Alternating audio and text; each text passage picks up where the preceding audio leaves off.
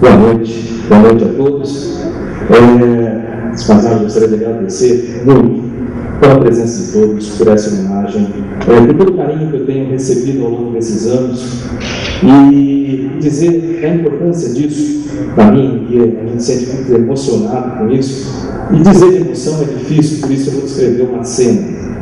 Essa cena é mais ou menos assim: um dia, dentro da estação espacial, vamos lá a 28.000 km/h, uma volta na Terra, cada 90 minutos, eventualmente a gente passa sobre muitos lugares, e a gente está passando sobre Brasília, que demora 4 minutos para cruzar a América do Sul, na diagonal.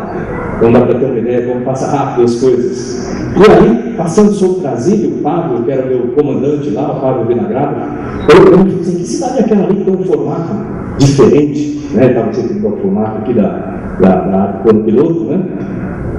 Aí eu falei: aquela lá é Brasília, é a capital do Brasil.